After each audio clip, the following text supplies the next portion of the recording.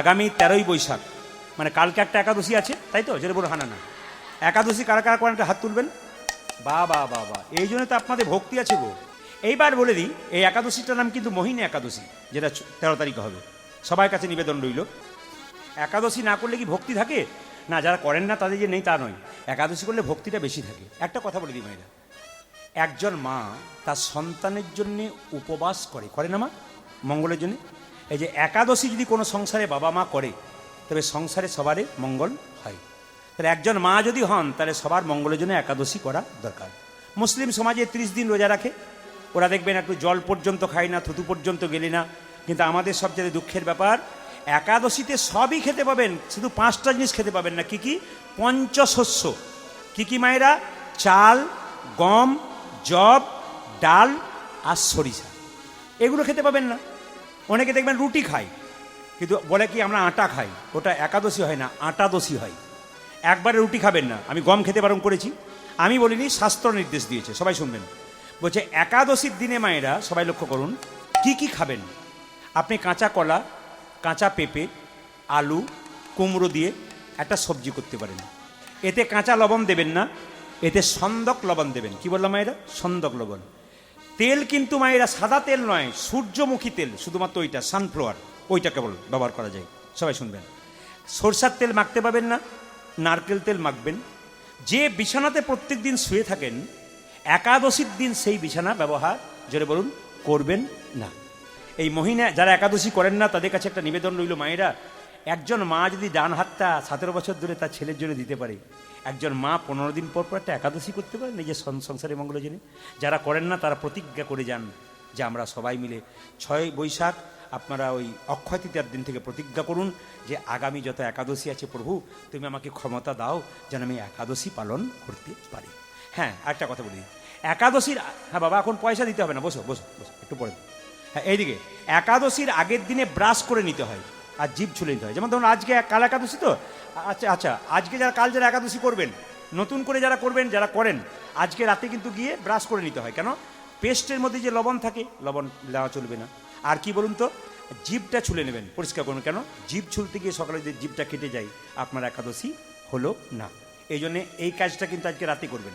সকালবেলায় গরম জল দিয়ে মুখটা ধুয়ে নেবেন, কুল্লি করে নেবেন। কিন্তু সকালবেলায় স্নান করে পবিত্র পোশাক পরে আপনারা কি করবেন, সারাটা দিন শুধু ভগবানের জপ করবেন আর সংসারের কর্তব্য কর্ম করবেন। যাদের বাড়িতে একাদশী হয় না, তাদের কাছে নির্দেশ দিলাম অন্তত কালকের দিনটা নিরামিষ করুন। যার বাড়িতে দেখুন, স্কুলে পড়াশুনো করেন না করেন, আগে ভর্তি হন, লাইনে দাঁড়ান, তবে তো আপনার ডাক পড়বে না। কি বলছেন? হ্যাঁ, আগে লাইনে দাঁড়াতে হবে, নাকি মা বলছেন? আপনারা যদি কেউ না পারেন, ধরুন আপনার বাড়িতে আপনার স্বামী, অনেকে আমাকে প্রশ্ন করে আমার স্বামী করতে পারেন, আমি হ্যাঁ করতে পারবেন, একাই করুন, পরে আপনার স্বামী করবে। ছেলে মেয়ে যদি করতে চায় বাধা দেবেন না, একবার পরিষ্কার বলবেন হ্যাঁ বাবা করো করো। কেন বলুন তো, ও তো সবই খেতে পাবে, ফল খেতে পাবে, জল খেতে পাবে, শরবত খেতে পাবে, বা একটু সবজি খেতে পাবে, তাহলে কি আছে, অসুবিধা কি? ছেলে বরং কৃষ্ণ ভক্ত হবে, ছেলের বিবেক জন্মাবে, মা বাবাকে উল্টোপাল্টা কথা বলতে পাবে না। তাকে প্রত্যেকদিন তুলসী গাছে জল দেওয়া করান, ছোট্ট বাচ্চার ব্যাগে গীতা ভরে দিন, ওকে পড়াশোনা করবার সময় বলুন গীতাটাকে পড়, যদি পড়তে না পারিস মাথায় একটু ঠেকা, তারপর গীতাটা পড়তে শুরু কর। মায়েরা আপনাদের কাছে নিবেদন রইল, একটু রিভাব দাও হালকা। সবাই লক্ষ্য করুন, দেখবেন টাকার ওপরে যে মানুষের ছবি থাকে মহাপুরুষের, তার নাম কি বলুন তো? গান্ধীজি। এই গান্ধীজি, তিনি ছিলেন এলাহাবাদ কোর্টের ব্যারিস্টার। সকালবেলায় গীতা পড়তেন, আর গীতা পড়তে পড়তে কি বলতেন? প্রভু আমাকে সম্পদ দিও না, আমাকে বিপদ দাও, যত বিপদ দেবে তত তোমায় ডাকবো, আর সম্পদ দিলে তোমায় ভুলে যাবো। সুনিতা উইলিয়ামস, যিনি চাঁদে গিয়েছিলেন, এত বড় মেয়ে, বিজ্ঞানী, বিখ্যাত বিজ্ঞানী, চাঁদে গিয়েছিলেন, কদিন আগে শুনলেন, তার ব্যাগের মধ্যে কি দেখতে পেয়ে? এত শিখেও আমরা শিখতে পাচ্ছি না। হ্যাঁ, তার ব্যাগের মধ্যে একটা গণেশের মূর্তি আর গীতা, শ্রীমদ্ ভাগবত গীতা ছিল। তাহলে যে এত বড় বিজ্ঞানী, তার ব্যাগের ভিতরে গীতা, আর আমরা একটা ছেলে মেয়ের ব্যাগে গীতা রাখতে পারছি না। আপনার ছেলে মেয়ে স্কুলে যাচ্ছে, আপনার স্বামী যাচ্ছে বাইরে, একটা গীতা রাখবেন পকেটে। সবার কাছে নিবেদন, গীতা দেখবেন অনেক বিপদ থেকে রক্ষা করে। আপনি রাখুন না, দেখুন অনেক বিপদ থেকে রক্ষা হন কিনা। গোবিন্দ যা করা করবেন, কিন্তু আপনি রাখতে চেষ্টা তো আপনাকে করতে হবে, আপনি করুন। দ্বিতীয় কথা বলে দিই বাইরে, সবাই শুনবেন, যে প্রেমানন্দ মহারাজ বৃন্দাবনে দেখবেন 18 বছর ধরে কিডনি দুটো নাই। সবাই শুনেছেন তো মায়েরা? দেখুন তিনি কিন্তু ডায়ালিসিস করছেন, কিন্তু রাধা রাধা নাম জপ করেছেন। আর শুনলে চমকে যাবেন, বিশ্ববিখ্যাত ক্রিকেটার বিরাট কোহলি এবং তার স্ত্রী অনুষ্কা, কত বয়স, খুব কম বয়স, দুজনে মিলে প্রেমানন্দ মহারাজের চরণে বসে আছে। যার নাকি দেশে দেশে বাড়ি আছে, যার নাকি টাকার কোনো হিসাব নাই, আমাদের দু একটা গাড়ি বা দালান হয়ে গেলে আমরা ভগবানকে ভালোবাসতেই চাই না, কিন্তু উনি দেখুন দেশে দেশে বাড়ি আছে, কত টাকার মালিক কোনো হিসাব নাই। সে প্রেমানন্দ মহারাজের চরণে বসে, কয়েকদিন আগে দেখছিলাম স্বামী স্ত্রীতে তুলসীর মালা প্রেমানন্দ মহারাজের কাছ থেকে গলায় পড়ল। এত বড় বিশ্ববিখ্যাত ক্রিকেটার যদি দেখাতে পারে যে আমি গলাই মালা নিতে পারে, আমার এত সম্পদ, আর আপনারা সামান্য সম্পদের উপর গোবিন্দকে ভালোবাসতে পারছেন না। এই বিবেক আপনারা একবার জাগ্রত করুন। বারবার বলবো, এ কথাগুলো বলে গেলাম রাত্রিতে, আপনারা একটু চিন্তা ভাবনা করবেন। চৈতন্য যদি কারো হয় তবু বুঝবো যে প্রদীপ পালের চেষ্টাতে মহাপ্রভুর আশীর্বাদে কিছুটা হয়েছে। শুধু তাই নয়, আজকে বাড়ি বাড়ি একাদশী করে। আমি যে একাদশী, আজকে কালকে যে একাদশী, আজকে 100টা ফোন এসছে আমার সকালে, বাবা কাল কী কী খাবো, আপনাকে আজ আমি নতুন শুরু করবো, কাল থেকে আমি কী খাবো, হাজার হাজার মানুষ। আর কী করে শুনলেন? বলছে আপনার কীর্তন শুনে তো শুরু করলাম একাদশী। এই জন্য আমি প্রভুর কাছে প্রার্থনা করি যে আপনাদের সকলের এরকম মতি হোক, আপনারা একাদশী করুন। আচ্ছা, কারা কারা করেন তারা হাত তুলুন। বেশ, এবার তারা হাত তুলেছেন, তুলুন তুলুন, যারা যারা করেন তারা হাত তুলুন। আচ্ছা, আগামীকাল থেকে কারা করবেন এরকম, মানে করতে হবে কালকে তা নয়, কারা করবেন এরকম ভাবছেন পরবর্তী ক্ষেত্রে হাত তুলুন। কারা কারা করবেন ভাবছেন আগামীতে, হাত তুলুন, হাত তুলুন, সাহস দিন। আগামীতে যারা যারা করবেন ভাবছেন, হয়তো কালকে পারবেন না কিন্তু করবেন এরকম ভাবনা চিন্তা মাথায় আছে তো, একবার জোরে উলুধ্বনি দিন তাদের জন্য, সবার জন্য তাই করবেন। এই জন্য মোহিনী একাদশী আপনারা পালন করুন। যারা মাংস খান অপরাধ নেবেন না। মাংস যারা খান, আমি তাকে জিজ্ঞেস করব, আপনার আঙুলটা কেটে আমাকে কাল সকালে দেবেন, আমি ঝোল করে খাবো। কে কে দেবেন দিন। না না, হাসি নয়, একটু বিবেককে, মানে আমরা তো জীবশ্রেষ্ঠ মানুষ, আমাদের বিবেক বেশি আছে না, কি বলছেন? দেখবেন সব জীবের মধ্যে মানুষের বিবেকটা সবচাইতে বেশি, কিন্তু সব জীবের মধ্যে বিশ্বস্ততা কুকুরের মধ্যে বেশি। বাড়িতে কুকুর পুষবেন, দেখবেন মায়েরা কুকুরের যা বিশ্বস্ততা মানুষের তা নাই। মানুষ বেইমানি করতে পারে, কুকুর করে না। আমি যেখানে বাস করি বীরভূম জেলার ময়নাডালা মহাপ্রভু মন্দিরের সামনে, শুনলে চমকে যাবেন। এখানে শুনে যান, আপনাদের চৈতন্য জাগবে। ময়নাডালা মহাপ্রভু মন্দির বীরভূমে খুব নামকরা জায়গা, আমার ওখানে বাড়ি কাছাকাছিতে। তো প্রতিদিন প্রসাদ হয় ওখানে, জন্মাষ্টমী তো বিরাট উৎসব হয়। তো প্রসাদ হয়, আপনি চমকে যাবেন। যখন আপনাকে অন্ন প্রসাদ পাতাই দেওয়া হবে, কোথাও কুকুর দেখতে পাবেন না। কিন্তু আশ্চর্যের ব্যাপার, যখনই মহাপ্রভু পরমান্ন মানে পায়েসটা যখন আপনার পাতায় দেবে, আপনি যদি টুক করে না পেয়ে যান, তাহলে কোথা থেকে কুকুর এসে আপনার পাতা টেনে নিয়ে পালিয়ে যাবে। কুকুর সে পর্যন্ত অপেক্ষা করছে মহাপ্রভুর প্রসাদটা কখন আসবে, আমি পাতা তুলে নিয়ে আসবো বলে। আর আমরা মানুষ এমন জায়গায় পৌঁছে গেছি যে সপ্তাহে প্রতিদিন মাছ মাংস ছাড়া আমাদের চলে না। ভগবানের প্রসাদ আমরা গ্রহণ করতে পারি না। আমরা কোথায় পৌঁছাচ্ছি? হিন্দু সনাতন ধর্মটাকে বজায় রাখবেন না নষ্ট করবেন না? অন্তত সপ্তাহে একদিন, বিশেষ করে বৃহস্পতিবার দিন, যে বাড়িতে আমিষ হয় ওটাকে হিন্দুর বাড়ি বলে গণ্য করা যাবে না। যদি বৃহস্পতিবার কোনো বাড়িতে মাছ মাংস ডিম হয়, তাহলে জানবেন ওটা হিন্দুর বাড়ি বলে গণ্য করা যাবে না। ওকে এক পাশে ফেলতে হবে। ও সঙ্গ করলে আপনিও নষ্ট হবেন। রামনবমী চলে গেল কালকে, অন্তত রামচন্দ্র 12টার সময় জন্ম নিয়েছিল, কারো জানা আছে? অনেকেরই জানা নেই যে রামচন্দ্র কখন জন্ম নিলেন। দুপুর 12টা পর্যন্ত, কালকে নিয়ম ছিল দুপুর 12টা পর্যন্ত একবারে নির্জলা থাকা, না থাকলে জল শরবত খেয়ে থাকা। অনেকে জানেন, অনেকে আবার জানতেই পারল না। আবার শুনলে চমকে যাবেন মায়েরা, এদিকে তাকাবেন। বাড়ির বাচ্চাদের যখন জন্মদিন পালন করা হয়, তখন দেখবেন কি করা হয় বলুন তো? কেক কাটা হয়, আর কি করা হয়? মোমবাতি জ্বালানো হয়, নিয়ে খুব আদর করে সবাইকে ডেকে বলা হয় হ্যাপি বার্থডে টু ইউ ফুস। না না, এটা তো অভদ্রতা। এটাকে আমি নাম দিলাম অভদ্রতা এবং অসভ্যতা, ইউটিউবের মাধ্যমে নাম দিলাম। কেন? এটা আমাদের সংস্কৃতি নয়, এটা হচ্ছে খ্রিস্টানদের সংস্কৃতি। ধার করে নিচ্ছেন।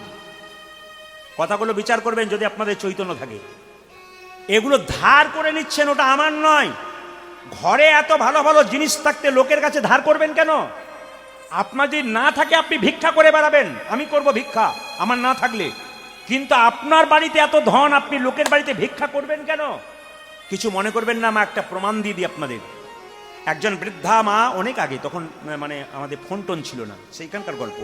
একজন বৃদ্ধা মা, তার ছেলে কলকাতায় চাকরি পেয়েছে। মা দরজায় দরজায় ভিক্ষা করছে। পাড়ার লোকে বলছে, দিদি তুমি ভিক্ষা করে বেড়াচ্ছ, তোমার ছেলে কলকাতায় চাকরি করে, তোমাকে কিছু দেয় না? 3 মাস চাকরি পেয়েছে তো, হয়তো বাড়িটারি ভাড়া নিয়েছে। মা তো সবসময় মানিয়ে নেই। মা এমন একটা জিনিস, সব কিছুতে মা মানিয়ে নিতে পারে, ছেলের দোষ কোনোদিন দেয় না। দেখবেন এটা একটা ভালো জিনিস, মা কিন্তু ছেলের দোষ দিতে যায় না। কি বলছে, ও মা কোনো হয়তো চাপে পড়ে আছে, বাবা আবার পাঠাবে। চিঠি দেয় না, বলে হ্যাঁ চিঠি দেয়। আচ্ছা ঠিক আছে, আর কিছু দেয়, বলছে লাল লাল কাগজে 3 মাসে 3টে পাঠিয়েছে, লাল কাগজ, ওটা আমি খুলতে পারি না, ভরে রেখেছি। বলে যাও খুলে দেখো তো। যে 10,000 টাকা করে ড্রাফট পাঠিয়েছে, ও জানেই না যে ঘরে লাল কাগজে টাকা ভরা আছে, লোকের দরজায় ভিক্ষা করে করে বেড়াচ্ছে। আমরা হিন্দুরা জানি না, আমাদের হিন্দু শাস্ত্রে কত ভালো ভালো কথা লেখা আছে, ওইগুলোকে না পড়ে লোকেরগুলোকে ধার করে করে নিয়ে বেড়াচ্ছে। আমাদের লজ্জা লাগা দরকার। কি বলছেন আপনারা? এটা খ্রিস্টানদের।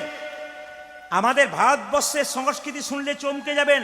আগেকার মায়েরা জানে মোমবাতি। আচ্ছা মায়েরা বলুন তো, অসত মা সদ্গময় তমস মা জ্যোতির্গময়, আমার জীবনটাকে অন্ধকার থেকে আলোর পথে নিয়ে যাও।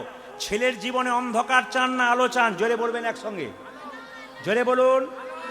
মোমবাতি জ্বালিয়ে নিভিয়ে দিলে অন্ধকার হয় না আলো হয়? এটা এখানে বলছেন, ওখানে কাল থেকে আবার করবেন। প্রদীপ পাল রাজ্যে রাজ্যে যায়, জেলায় জেলায় যায় মানুষের চৈতন্য ফেরানোর জন্য। আজকে আপনারা যেমন বসে আছেন, প্রত্যেকটি জেলায় জেলায় মানুষ। কালকে বিকেল 4:30 থেকে যে আসরটা হলো, একটা বাড়ির গান ছিল, জায়গা দিতে পারেনি। প্রতিটি জায়গাতে মানুষ কেন? চৈতন্য জাগানো কাজ। আচ্ছা বলুন, কিছু মনে করবেন না, আপনার ছেলের জন্মদিনে আপনি পার্টি দিলেন, 3টে পাখি কাটলেন, একটা ছাগল কাটলেন, তাহলে 3টে এবং 4টা, একটা ছাগল, 4টা প্রাণীর জীবন গেল। আপনার ছেলের জন্য গেল না অন্য লোকের জন্য গেল? জোরে বলুন। তাহলে আপনি যে ছেলের জন্য হ্যাপি বার্থডে চাইলেন, সত্যি কি অন্যের জীবনটা নষ্ট করে আপনার জীবনের ছেলে সুখ হতে পারে? একজনকে কষ্ট দিয়ে যন্ত্রণায় ছটফট করছে, পাখিগুলোকে যখন মারছেন, পশুকে যখন কাটছেন, আপনার ছেলের ভোজ খাওয়াবেন বলে লোককে, আপনার ছেলের জন্য তো 4টা জীবন গেল। আবার আপনার ছেলের জন্য খুব দয়া করে চাইছেন যে আমার ছেলে হ্যাপি বার্থডে, ছেলে সুখ হোক। কি করে সুখ চাইবেন? এত বোকা কেন আমরা? একটু বুদ্ধিমান হতে পারিনি? আবার শেষ কথাটা বলে যাই, আমাদের ভারতবর্ষের সংস্কৃতি কি শেখালো দেখুন মায়েরা। ছেলের জন্ম দিলে একটু পরমান্ন পায়েস তৈরি করে গোবিন্দের চরণে দাও, নে গোবিন্দকে বলো, প্রভু আমার ছেলে যেন ভবিষ্যতে প্রসাদ ভোজি হতে পারে। কি চাওয়া দেখুন, কি সুন্দর চাওয়া দেখুন। এগুলো ভুলে যাচ্ছেন কেন? আমাদের ঘরের জিনিসটাকে ভুলে পরের জিনিসটাকে আনছেন কেন? আমার এইটাই বক্তব্য। 2 নম্বর কথা, আপনি মোমবাতি জ্বালিয়ে নিভাচ্ছেন মানে অন্ধকার ডেকে আনছেন। আর আমাদের ভারতবর্ষের সংস্কৃতিতে বলল, ছেলের জন্মদিনে একটা ঘিয়ের প্রদীপ ভগবানের চরণে দাও এবং ভগবানকে বলো, প্রভু এই ঘিয়ের প্রদীপ যেমন জলজল করে দীর্ঘক্ষণ ধরে জ্বলছে, আমার ছেলের জীবন প্রদীপ যেন বহুদিন ধরে জলজল করে জ্বলছে। তাহলে কি অদ্ভুত জিনিস আমাদের ঘরে আছে, আমরা পরের ঘরের ভিক্ষা করে বেড়াচ্ছি। বিচার করবেন কথাগুলো। আপনারা যা করছেন করুন, কিন্তু ওই আসল জায়গাটা বাদ দেবেন না। মোমবাতি নেভান, যা খুশি তাই করুন, কিন্তু অন্তত পরমান্ন পায়েস দিয়ে একজন মা গলায় কাপড় দিয়ে ছেলের মঙ্গল কামনা করুন। এটা বারবার নিবেদন রইল মায়েরা। মুকুন্দ সরকার বাড়ি ফিরে এলো মায়েরা, আর বাড়ি ফিরে যখন এলো তখন বাড়িতে একটা ছোট্ট গোপীনাথের মন্দির তৈরি করলো। আমি আপনাদের নির্দেশ দিয়ে যাই, আপনারা যারা বাড়িতে মন্দির তৈরি করেন, ঈশান কোণে মন্দির করবেন, ঈশান কোণে বাথরুম পায়খানা করবেন না। জ্যোতিষ বলছে যার বাড়িতে ঈশান কোণে বাথরুম পায়খানা হয় তার জীবনে ভালো জিনিস, সফল কাজ হয় না। ওই জন্য মাথায় রাখবেন, বাড়ি তৈরি করতে গেলে খনামা বলেছেন যে দক্ষিণ দুয়ারি ঘরের রাজা, পূব দুয়ারি তার প্রজা, উত্তর দুয়ারির খাজনা নাই, আর পশ্চিম দুয়ারির মুখে ছাই। এগুলো খনামায়ের কথা মায়েরা। কি বলছে? যদি দরজা করেন তাহলে দক্ষিণ দিকে করা দরকার, না থাকলে পূর্ব দিকে করুন। এগুলো মায়েরা শুনে যাবেন, কাজে লেগে যাবে। ইঞ্জিনিয়ারিং প্ল্যানের ওপরে প্ল্যান। আমি ফ্ল্যাটে থাকার কথা বলিনি, যেখানে বাড়ি ফাঁকাতে তৈরি করছেন তাদের জন্য। যখন খনা বচন দিয়েছেন তখন ফ্ল্যাটওয়ালাদের জন্য দেয় নাই, তখন দিয়েছে কাদের জন্যে? যারা সংসারী মানুষ বাড়ি করছেন তাদের জন্য। কেউ প্রশ্ন করে ফ্ল্যাটওয়ালা কি করবে? খনা বচন যখন দিয়েছে তখন ফ্ল্যাটওয়ালাদের জন্য দেয় নাই, কাদের জন্য দিয়েছে? সংসারবদ্ধ জীব যারা বাড়ি করছেন তাদের জন্য দিয়েছেন। মায়েরা সবাই লক্ষ্য করুন, মুকুন্দ সরকার কীর্তন গান গাইছে, সেই সময়কার নবাব বাংলার মুসলমান, তার নাম হুসেন শাহ, মালদা থেকে এসছে তার পেটের যন্ত্রণা ভালো করবার জন্য। প্রচুর লোক দাঁড়িয়ে আছে আর নবাব দাঁড়িয়ে আছে সামনে। দেখি তো মুকুন্দ কি করছে। দেখে মুকুন্দ সকালবেলায় গোপীনাথের ভজন করছে। মুকুন্দ গাইছে, প্রভু তুমি তো আমাকে টাকা পয়সা দাওনি, সোনার মন্দির তৈরি করে দেবো, আমার মন মন্দিরে তোমাকে রাখবো। মুকুন্দ গাইছে আর নবাব শুনছে। নবাব কিন্তু ফকির সেজে এসছে। কেন বলুন তো? নবাব যদি বড় লোক হয় তাহলে ও তো চিকিৎসা করবে না। লোকে বলেছে তুমি ফকির সেজে যাও, তোমার চিকিৎসা হবে। এত বড় বাংলার নবাব হোসেন ফকির সেজে এসেছে চিকিৎসা করবার জন্যে। মুকুন্দ গাইছে, আমার মন ওই আমার মন দিরে তুমি মদন দাঁড়াবে গো আসি। ওই আমার মন মদন দাঁড়াবে গো আসি ডাকি আমার মন ধীরে মদন দাঁড়াবে গো আসি। ওই আমার মন্দিরে মদন মগন দাঁড়াবি গোয়াতে ডাকিয়া। কাঁদিয়া কাঁদিয়া তব নাম লইয়া আমি কাঁদিয়া তব নাম লইয়া কাঁদিয়া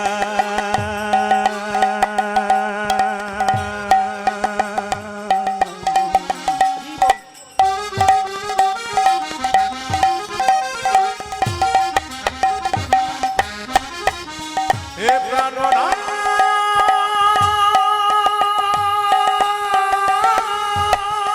উলুধ্বনি মায়েরা, উলুধ্বনি।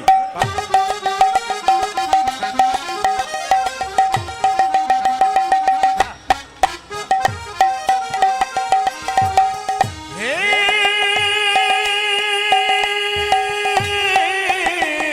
প্রাণনাথ আজ আমি কাঁদিয়া কাঁদিয়া তব নামে লইয়া। নয়ন জলে বুক ভাসাইয়া আমি কাঁদিয়া কাঁদিয়া তব নাম লইয়া নয়ন জলে বুক ভাসাইয়া। আমার মন মন্দিরে মদন মোহন দাঁড়াবে গো আসি ডাকিয়া। ওই আমার মন মন্দিরে মদন মোহন দাঁড়াবি গোয়াতে ডাকিয়া। আপনাকে ডাকছি চশমা পরে, আপনি আসুন। আপনাকে চশমা পরে, ওই যে আসুন, আপনাকে উঠুন। না না, আপনাকে বলি নাই, ব্যস্ত হওয়ার দরকার নাই। মুকুন্দ সরকার নবাবকে বলছে আপনি আসুন। মানে প্রচুর লোক দাঁড়িয়ে আছে, নবাব তো ফকির সেজে দাঁড়িয়ে আছে। চিনতে এই যে এই যে এই যে তোমাদের মধ্যে সবচাইতে গরিবকে নবাব হোসেন শাহ ফকির সেজে বলছে, ছেঁড়া জামা পরে। বাবা এই যে কি নাম তোমার? আমার নাম হুসেন ফকির। এখানে জাতের কোনো ব্যাপার নাই, যে কেউ চিকিৎসা হয়। তোমার কি হয়েছে? নবাব হোসেন ফকির সেজে বলল, বাবা আমার পেটের যন্ত্রণা হয়েছে। মুকুন্দ বলল, জামাটা খুলে ফেলো। নবাব মনে মনে ভাবছে, জামা আমি খুলবো, পেটের রোগ যদি ভালো না হয় দেখবে আমি। আরে কি ভাবছো, জামাটা খোলো। যেই না ভয়ে জামাটা খুলে দিয়েছে, অমনি বলে, এবার এক কাজ করো, মাটির বারান্দাতে ঘোরাঘুরি দাও। নবাব মনে মনে ভাবছে, কালের কাল বর্ষাকাল, হরিণে চাটে বাঘের গা, নেহাত বেকায়দায় পড়েছি, রোগ যদি ভালো না হয় দেখবে আমি। আরে বাবা কি ভাবছো, ঘোরাঘুরি দাও। নবাব মনে মনে ভাবছে, সোনার পালঙ্ক ছাড়া শুই না, মাটিতে শুতে বলছে। আচ্ছা ঠিক আছে, রোগ যদি ভালো হয় সব কিছু। আচ্ছা আচ্ছা আচ্ছা আচ্ছা। যেই না গড়াগড়ি দিয়েছে মা, সঙ্গে সঙ্গে চমকে উঠে নবাব বলে উঠলো, হোসেন সেজেছে তো, ফকির সেজেছে, কি বলছিলেন বাবা? মুকুন্দ বলে, কি তোমার কি এখানে ওষুধ দেওয়া থাকে নাকি? বলে, কেন? যেই না গড়াগড়ি দিলাম আমার অর্ধেকটা পেটের রোগ ভালো হয়ে গেল। মুকুন্দ বলছে, সবাইকে ওষুধ দিতে দিতে এক আধটু পড়ে গেছে, তোমার কাজে লেগে। কই দেখি দেখি দেখি দেখি, হাঁ করো তো। যেই না হাঁ করেছে, আসল ওষুধটা দিয়েছে, মুকুন্দের রোগ ভালো হয়ে গেল। ভক্তপদ ধুলিয়ার ভক্তপদ জল, ভক্ত ভুক্ত শেষ হয় তিন মহাবল।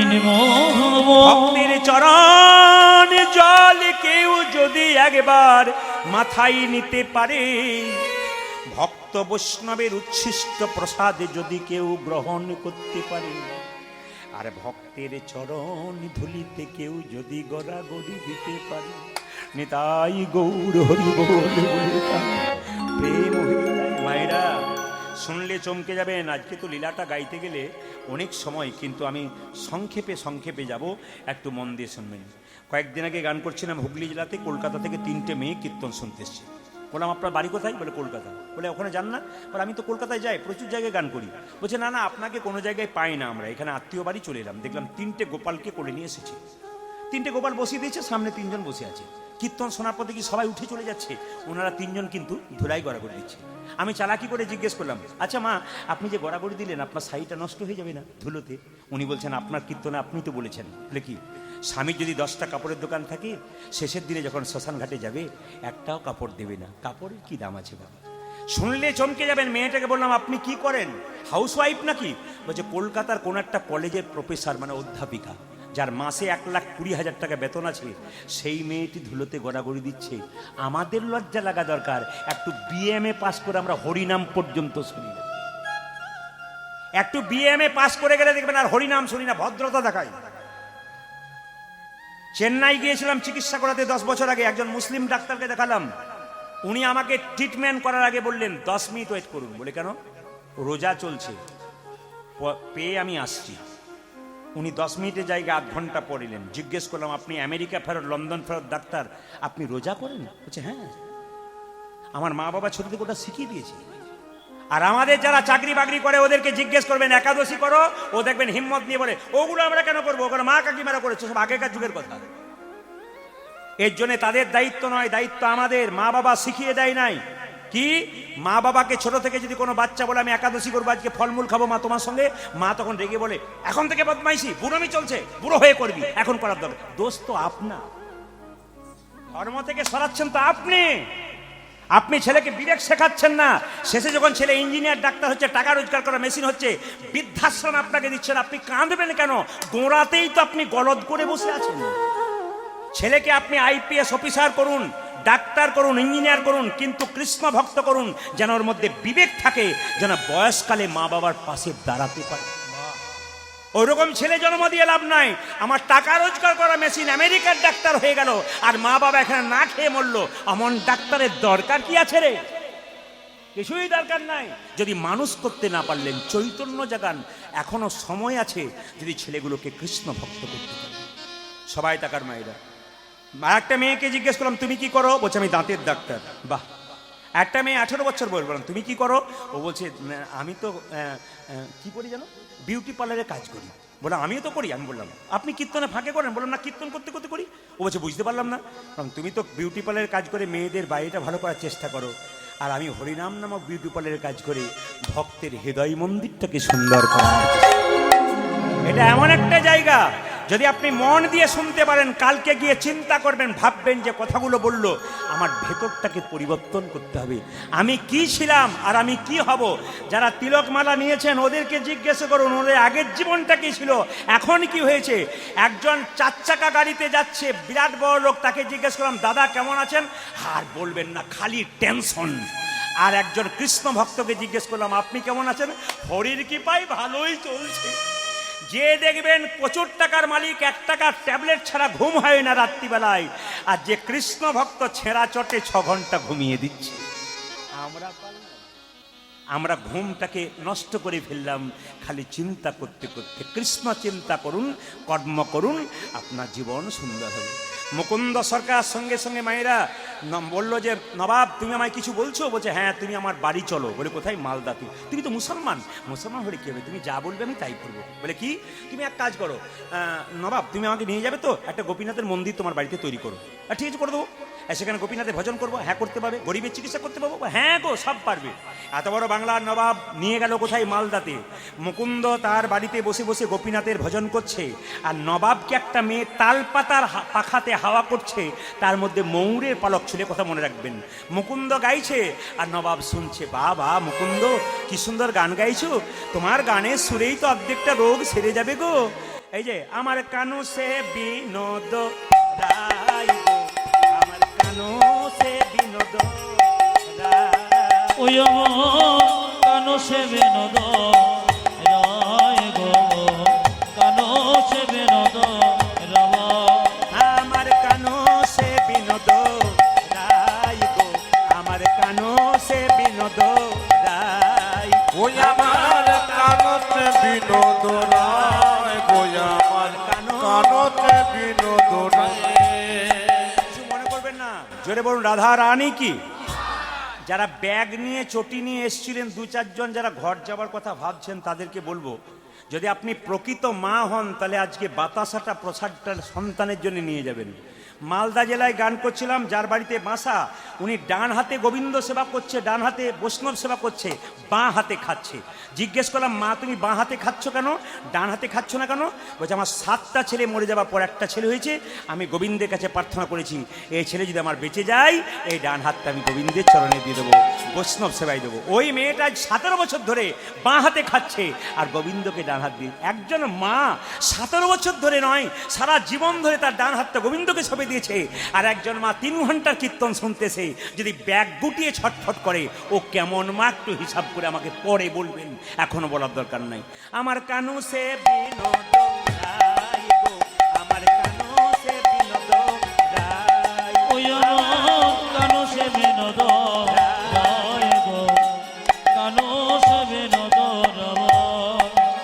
বিনোদ চূড়াই বিনোদ বরিহা, উচ্চাতে বিনোদ চড়াই বিনোদ বরিহা, বিনোদ চূড়াই বিনোদ বরিহা, সে বিনোদ চুরাই বিনোদ বরিহা, বরিহা বরিহা বিনোদ উড়িছে গাই গো, আমার বিনোদ উড়িছে গায়।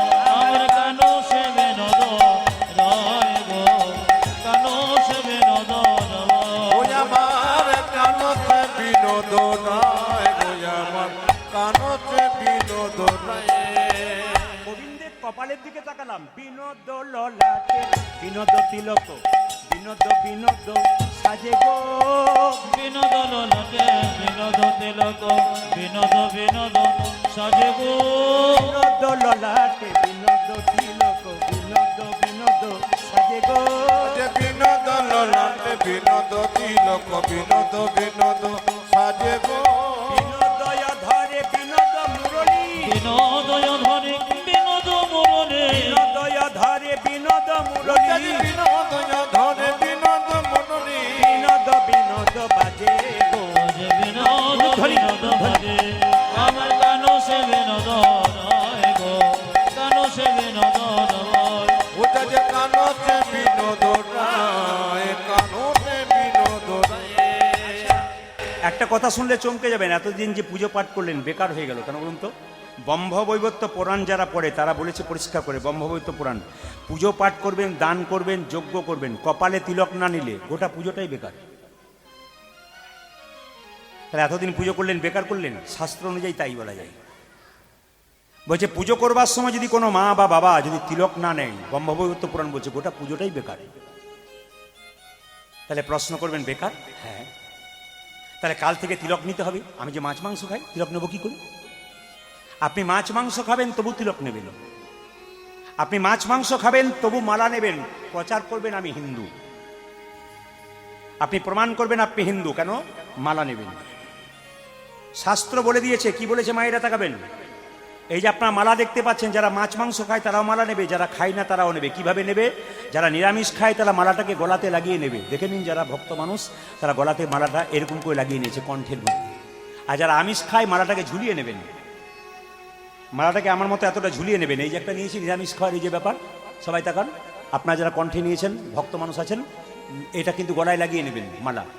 আর যারা আমিষ ঠামিষ খান কোনো অসুবিধা নেই, চেষ্টা করবেন কম করবার, কিন্তু আপনি গলাতে মালাটা একটু ঝুলিয়ে পড়বেন যেন কণ্ঠে না লেগে যায়। দ্বিতীয়, আচ্ছা মায়েরা, তিলকের কথা যখন বললাম যে কাল থেকে তাহলে পুজো পাঠ বেকার, না পুজো পাঠ বেকার নয়, আপনার তিলক করতে পারেন। আমাদের সবচাইতে লজ্জার ব্যাপার, যদি কেউ তিলক নেয় তাহলে দেখবেন আমাদের পাশের বাড়ির লোক প্রথমেই তাকে লেগে যায়। যেমন আমার পাশের বাড়িতে একটা মেয়ে 25 বছর বয়স, ও ছেলেটা 3 বছর বয়স, ছেলেকে নিরামিষ খায়, নিজে নিরামিষ খায়, তিলক নেয়। পাড়ার 5টা মেয়ে খালি বলা বলি করে, বাবারে হারাধনের বইয়ে কি ঢং দিদি, তিলক নিয়েছে মালা নিয়েছে, বোধহয় ভগবান আগে পেয়ে যাবে গো। না না এইটাই তো, না না এটা হাসি নয়, এটা আমাদের লজ্জা। অন্য জাতির মধ্যে যেটা নাই সেটা আমাদের মধ্যে আছে। অন্য জাতির লোক ধর্ম করলে তার পেছনে 10 জন বলে, তোকে কেউ কিছু বললে আমাকে বলবি, দেখে নেব কে কি বলতে পারে। আর আমাদের ধর্মের লোক রাস্তা দিয়ে পেরিয়ে যায় আর আমরা তাকে ঠাট্টা করি। অন্য ধর্মের লোকরা মনে মনে ভাবে এরা নিজের লোককে সম্মান দেয় না, আমরা দেব কি? আগে নিজের ধর্মের লোককে সম্মান দিন, নইলে সম্মান পাবেন কি করে? আগে নিজের ধর্মের মানুষকে সম্মান দিন, ওই জন্য আমি এখানকার ছেলেগুলোকে বললাম, যদি কৃষ্ণ ভক্ত দেখো বাবা, তাহলে সবাইকে একটু কৃষ্ণ হরে হরে কৃষ্ণ বলো। একটা ছোট্ট ছেলে এখানে কৃষ্ণ মন্ত্র নিয়েছেন, উনি কিন্তু এরকম তিলক টিলক রেখেছেন, এবং আমি বললাম একে বলছে আমরা ওকে প্রভু প্রভু বলি। হ্যাঁ, সম্মান দাও। কেন? তুমি করতে পারো নি, ও করতে পেরেছে, ওকে জাগাও যে তুমি করো ভাই, আরও 5 জন যেন করতে পারে। এরকম সফলতা জীবনে আনতে হবে, তবে কিন্তু কাজ আছে। মায়েরা, তিলক যাদেরকে বললাম একটু বলে দিই, তিলকের বহু বড় ব্যাখ্যা আছে, আমি ছোট করে বলি। কাল থেকে যারা পুজো পাঠ করবেন, এইদিকে কাল থেকে যারা পুজো পাঠ করবেন, তিলকটা কেমন নেবেন? আপনাকে লোকে দেখে ঠাট্টা করবে? কিচ্ছু দরকার নেই, শুনে নিন। হাতে জল নেবেন, এই আঙ্গুলে করে জল তিলক নিয়ে নিলেন। সবাই শুনবেন ভালো করে। কাল থেকে পুজো পাঠ শুরু করবার আগে, লক্ষ্মী পুজো করুন, কৃষ্ণ পুজো করুন, আপনি হাতে জলটা নেবেন, জলটা নিয়ে এই আঙ্গুলে করে হরে কৃষ্ণ মহামন্ত্র বলে এখানে তিলকটা জল তিলক করে নেবেন। কেউ দেখতে পাবে না, কিন্তু তিলক কিন্তু আপনার হয়ে গেল। বাচ্চাদের শব্দ একটু বন্ধ করতে বলুন। তিলকটা মায়েরা বুঝতে পেরেছেন? সবাই বুঝতে পেরেছেন তো? একটু জোরে বলুন, হা না না। যে ঘুমাচ্ছেন সে বলুন না, জোরে বলুন, হা না না। বুঝতে পেরেছেন? ইনি খালি বুঝতে পারেন। আচ্ছা ঠিক আছে, কি বললাম? তিলকটা জল তিলক। হ্যাঁ, যদি মনে করেন একটা ফোঁটা নেবো, তাহলে এক কাজ করতে পারেন, তুলসী গাছে যে নিচে জল দেন না, গাছের মাটিতে, ওই গাছের নিচে থেকে এই আঙুলে করে একটু ফোঁটা আপনারা কপালে নিয়ে নেবেন, দেখবেন আপনার কিন্তু লাভ আছে। তবে কিন্তু আপনার পুজো পাঠ সবই ঠিক হয়ে যাবে। সবাই লক্ষ্য করো মায়েরা, বলছে বিনোদ গলায় বিনোদ মালা, বিনোদ বিনোদ দোলে গো, বিনোদ গলায় বিনোদ মালা, বিনোদ বিনোদ দোলে গো। আচ্ছা মায়েরা, কিছু মনে করবেন না। ধৈর্য যার ভগবান, জোরে বলুন, তার। ধৈর্য যার নাই, ভগবান তার নাই। মহাভারতের দিকে তাকান, 100 ভাইয়ের দাদা দুর্যোধন চঞ্চল ছিল, গোবিন্দ হারালো। আর পঞ্চপাণ্ডবের দাদা যুধিষ্ঠির স্থির ছিলেন, উনি গোবিন্দ পেলেন। দেখবেন যে ছেলে খুব ঠান্ডা, খুব স্থির থাকে, মন দিয়ে পড়াশোনা করে, ও কিন্তু মাথায় রাখতে পারে। যে ছেলে খুব চঞ্চল, খালি খেলা ছাড়া কিছু জানে না, মায়েরা বকাবকি করে না, খালি তোর জীবনে খেলা, পড়াশুনো নেই, ও কিন্তু ধরে রাখতে সবসময় পারে না। যে জন্য যে চঞ্চল হলে হবে না, স্থির হতে হবে। আজকে লীলাটি ভক্ত রঘুনন্দন, কত প্রেমের কথা আপনারা শুনছেন, ভালো লাগছে না? জোরে বলুন। আপনাদের ভালো লাগছে, আর বুড়োর নাচার কত স্বাদ, বলে রাস করো। কম বয়সের ছেলেদের মেয়েদের কত ভালো লাগছে, বুড়োর নাচার কি স্বাদ, রাস করো। জোরে বলুন না। মাঝে মাঝে একটু ডোজ না দিলে অসুবিধা আছে। জোরে বলুন, রাধা রানী কি? মানে কেউ যদি বাঁকা হয়, তাকে মাঝে মাঝে সোজা করার জন্য ওষুধ ইঞ্জেকশন চাই। যদি আপনারা বলেন তো দেবো মাঝে মাঝে, আর যদি না বলেন তাহলে এইখানেই বন্ধ করে দেবো, থাক, দিয়ে যাব। জোরে বলুন, রাধা রানী কি? শ্যাম সুন্দর কি? মায়েরা, মুকুন্দ সরকার কাঁদছে, আর সঙ্গে সঙ্গে মহাপ্রভু মুকুন্দকে ডেকে বলছে, মুকুন্দ তুমি কাঁদছো কেন? প্রভু, তুমি আমার ভাইকে কৃপা করলে, আমাকে করলে না কেন? আমি তো আমার ভাইকে টেনে নিয়ে এলাম, আমাকে কৃপা করলে না কেন? আহা, আমার ভাইকে কৃপা করলে কেন? মহাপ্রভু একটা সুন্দর বাণী শুনবেন। মুকুন্দ, এ সংসারে যারা বড় ভাই হয়, তাদের দায়িত্ব সব চাইতে, জোরে বলুন, বেশি হয়। এ সংসারে যারা বড় বউ হয়, তাদের দায়িত্ব সব চাইতে বেশি হয়। এই দিয়ে তাকাবেন, আস্তে, বেশি হয়। এখানে মহাপ্রভু বললেন, বড় বড় গাছগুলো যেমন ছোট ছোট গাছগুলো জঙ্গলে ঝড়ঝঞ্ঝা থেকে রক্ষা করে, একটা সংসারের বড় ভাই তার ছোট ভাইকে সমস্ত ঝড়ঝঞ্ঝা থেকে রক্ষা করে। বড় ভাই যখন মাথা পেতে কোনো কথা শোনে, বড় বউ যখন শোনে, তাদেরকে বেশি বলা উচিত নয়। কেন? ওরা বড় ভাই বড় বউ, ওদের দায়িত্ব সবচাইতে বেশি। কে বলছেন?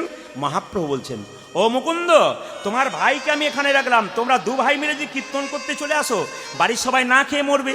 তোমার ভাইকে আমি রাখলাম, তুমি শ্রীখণ্ডে ফিরে যাও।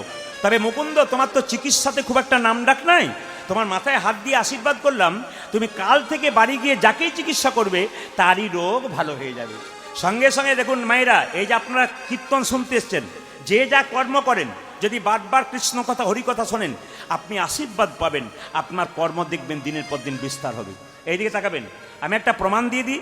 এই একবার ঝাড়খণ্ডে আমি গান করছিলাম কয়েক বছর আগে, তো দেখতে পেলাম একটা লোক ছুটে এসে আসরে বসে গেল, গলায় মালা। 3 জন লোক ওখান থেকে ওকে বলছে, এইদিকে আসুন, এইদিকে আসুন। আমার তো চুরি টুরি করে এলো নাকি রে বাবা, বারবার ডাকছে। উনি কীর্তন শোনার পরে আমাকে বললেন, প্রভু, বলে কি?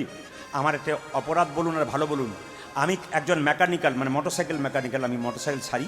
তো এত ভিড় হয় আমার সকাল থেকে গোবিন্দের কৃপায়, হাত যশ বলে নাকি আমার ভালো, কিন্তু কীর্তনে খোল করতাল বাজলে আমি আর থাকতে পারি না, হরিবাসরে ছুটে আসি।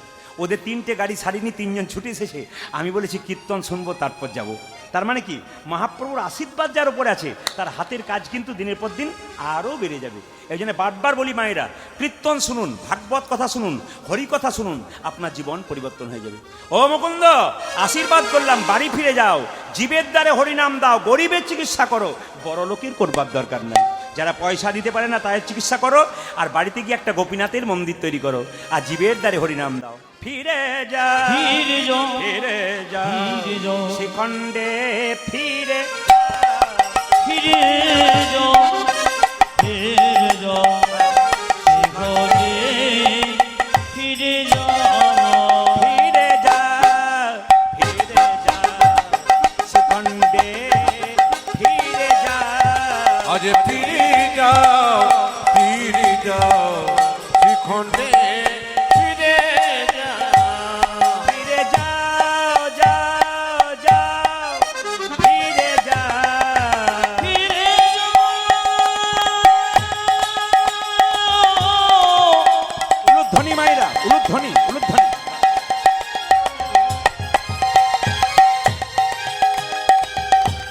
ওই যে মুকুন্দ, শিখণ্ডে ফিরে যাও, যাও, যাও।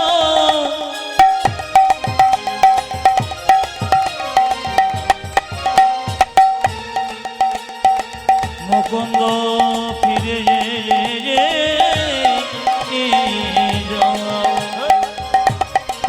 ফিরে যাও, ফিরে যাও, শিখণ্ডে ফিরে মুকুন্দ, যাও। তুমি কি করবে? তুমি দাঁড়ে দাঁড়ে গিয়া চরণে ধরিয়া, তবে দাঁড়ে দাঁড়িয়ে গিয়া চরণে ধরিয়া, দাঁড়ে দাঁড়ে গিয়া চরণে ধরিয়া, তুমি দাঁড়িয়ে দাঁড়িয়ে গিয়া চরণে ধরিয়া হরির নাম বিলা।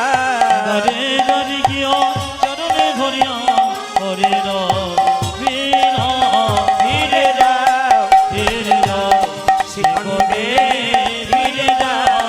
ফিরে যাও, ফিরে যাও, শিখণ্ডে ফিরে যাও। আরে মুকুন্দ কি করলো? মহাপ্রভুর আজ্ঞা পাইয়া মুকুন্দ চলিলা, মুকুন্দ আমার মহাপ্রভুর আজ্ঞা পায়া মুকুন্দ চলিল, মুকুন্দ চলিল। মহাপ্রভুর আজ্ঞা পাইয়া মুকুন্দ চলিলা, মুকুন্দ চলিলা। ওই আমার মহাপ্রভুর আজ্ঞা পাইয়া মুকুন্দ চলিলা, মুকুন্দ চলিলা। আর শিখণ্ড গ্রামেতে, আমি শিখণ্ড গ্রামেতে যাচ্ছি, শিখণ্ড গ্রামেতে আসি, শিখণ্ড গ্রামেতে আছি, উপনীত হইলা, উপনীত হইয়া। উলুধ্বনি। শিখণ্ড গ্রামেতে যাচ্ছি, উপনীত হইয়া, উপনীত হইয়া। বল বল হরি বল, বালা বালা হরি বালা, বল বল হরি বল, বল বল হরি বল। রাধা রানী কি। এ 365 দিনের মধ্যে 300 দিন এই কাজ আমাদের, আপনাদের মুখ দেখা, আপনাদের শিক্ষা দেওয়া, আপনাদের মতো আসলে এরকম গান করা, প্রত্যেক দিন আমাদের এই কাজ, একই অভ্যাস হয়ে গেছে আর কি। সবাই তাকান, অনেকে বলে এত রাত জাগেন কি করে, কষ্ট হয় না? অভ্যাস হয়ে গেছে আর কি, কষ্ট আবার কি হয় না? সবাই ও তার বিনোদ গলাই, বিনোদ মালা, বিনোদ বিনোদ দোলে গো, বিনোদ গলায় বিনোদ মালা, বিনোদ বিনোদ দোলে গো।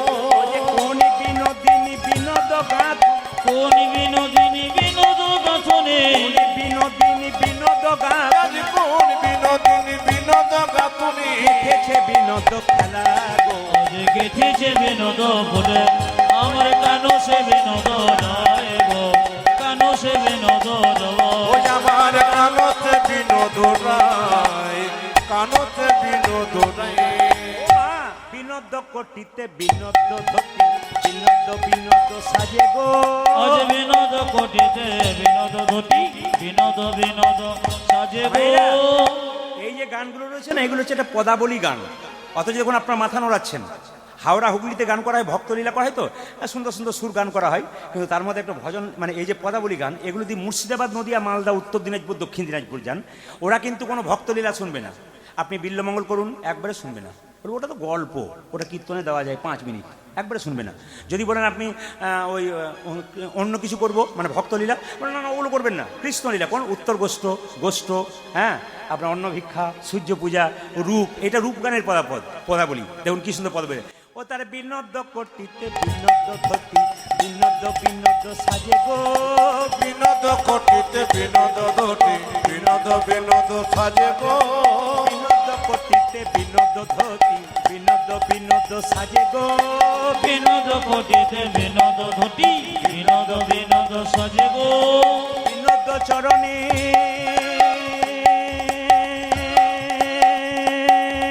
নিতাই গৌর হরিব।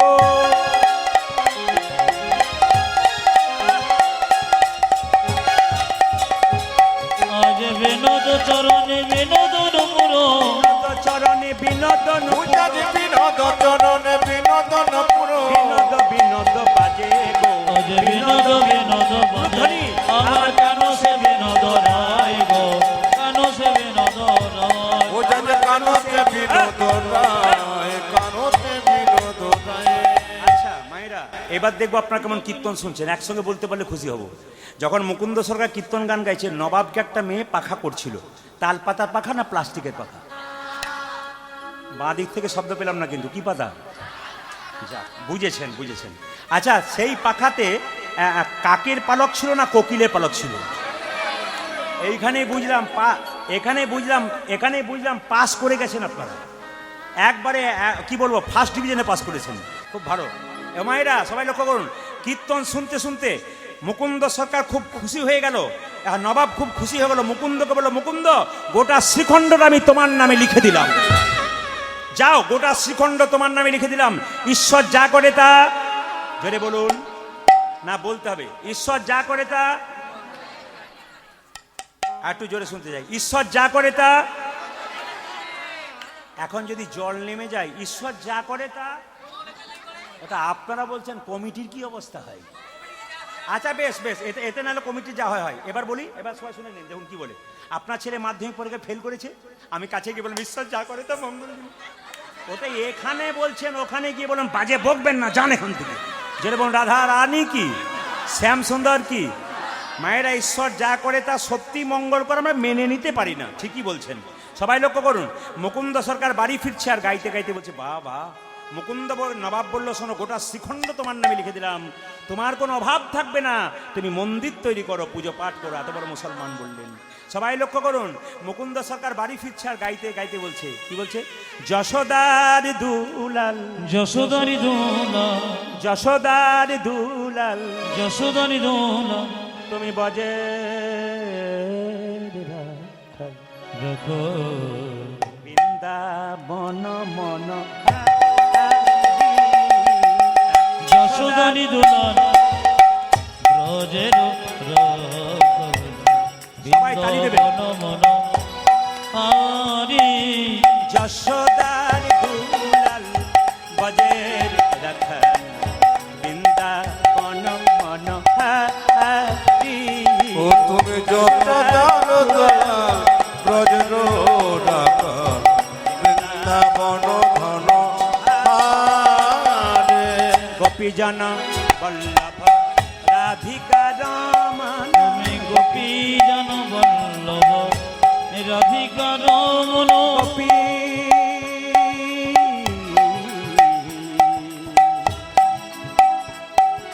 গোপী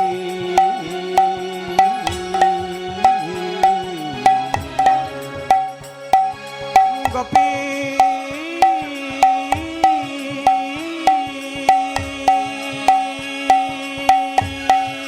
উলুধ্বনি হে প্রাণ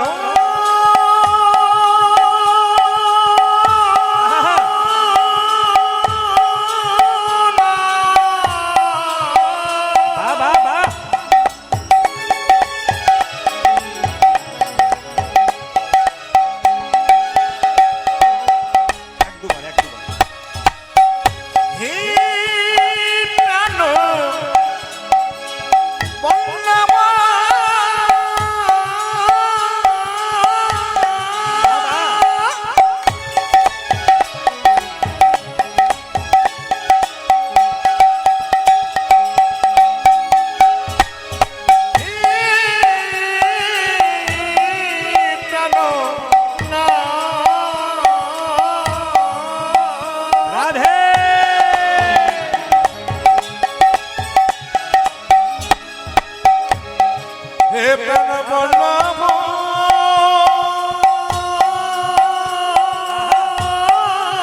বাবা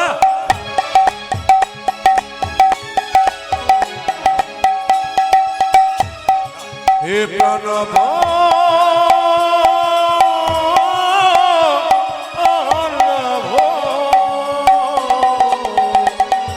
গোপী জন বল্লভ রাধিকার মন গোপী জন বল্লভ রাধিকা রাম তুমি গোপী জন বল্লভ রাধিকার মন চিত্ত বিত্ত মনোহারী বৃন্দাবন মনোহারী যশোদার দোলা রজের রজন বৃন্দাবন মনোহারী তুমি যশোদার দোলা রজের বৃন্দাবন মনোহারী বৃন্দাবন ধন বাড়ি ফিরে এলো, এবার রঘুনন্দনের জন্ম হবে। জোরে বলুন। আসত চেঞ্জ করার জাদু কিন্তু আমাদের কাছে। এখনই কাঁদছিলেন আপনারা, আসত দেখলাম এত কাঁদলে হবে না, ভক্তিতে আসতে হবে, ওই জন্য একটু জাদু দিলাম। আর একটা সুন্দর কথা বলে যাই মায়েরা। আচ্ছা, বাবা ভোলানাথের নাম সবাই শুনেছেন তো? জোরে বলুন হ্যাঁ না। জোরে বলুন হ্যাঁ না। আচ্ছা, বাবা ভোলানাথের আরেক নাম কি বলুন তো? আশুতোষ, অল্পতেই সন্তোষ। আচ্ছা, কিছু মানে অনেকে দেখবেন আমাদের হিন্দুদের বলে মন্দিরের পাশে কিংবা দরজাতে কোথাও গাঁজা খায়, কোনো কোনো ছেলে জিজ্ঞেস করি গাঁজা খাচ্ছিস কেন? বাবা খায় তাই খেলাম। কারণ বাবা তো বিষ খেয়েছিল, তুই বিষ খা। ও বিষ খাবে না, গাঁজা খাবে। আবার দেখবেন ও বাবার সঙ্গে তুলনা করে। আবার কত অধম আমাদের দেখুন। আবার দেখবেন জল ঢালতে গিয়ে বলে বাবার বড় টেম্পার, উঁচু নিচু বাম্পার। বাবা রে, আমি অবাক হয়ে যাই। হ্যাঁ, আর কি আলু ঝিঙ্গা পোস্ত। বাবা ভালোবাসতো। বাবা কবে আলু ঝিঙ্গা পোস্ত খেয়েছিল রে? খেয়েছিল কঠিন ব্যাপার। শ্রাবণ মাসে। এগুলো আমরা দেখতে পাই। হ্যাঁ, আবার কিছু মনে করবেন না মায়েরা, সবাই দেখান। আবার ওরা যখন ওইসব বলতে বলতে যায় না, তখন আমার মাঝে মাঝে মনে হয় কি বলছে। দুই চারজন বলে আমার বাবা খায় গাঁজা, বাবা ভোরা, আমি খাই। বললাম তুই গাঁজা খেয়ে একবার বাড়ি যা, তোর বউ না ঝেঁটা নিয়ে দাঁড়িয়ে থাকবে মারবো বলে। আর বাবা যদি একবার পার্বতীর কাছে যাই, পার্বতী তার চরণে প্রণাম করে, তুই প্রণাম বলবো হ্যাঁ তুই বটিস। আবার দেখবেন কিছু মনে করবেন না মায়েরা, বাবা খুব সরল কেন বলুন তো? বাবা খুব সরল। বাবা একদিন বসে আছে কৈলাস পর্বতে, আর পার্বতী বলছে তুমি খালি বসে বসে খাচ্ছ, তোমার কোনো কাজ নাই। আমাকে যদি কেউ জিজ্ঞেস করে তোমার স্বামী কি করে, আমি বলবো বসে বসে খাই, আমার ভালো লাগবে? বলুন তো মায়েরা, কোনো স্ত্রীকে যদি জিজ্ঞেস করে তোমার স্বামী কি করে, আমার স্বামী বসে বসে খাই, ভালো লাগবে? ভালো লাগবে? যে বলুন ভালো লাগবে। তো পার্বতী বলছে আমারও ভালো লাগে না। বলে তাহলে কি করবো? চাষবাস করো।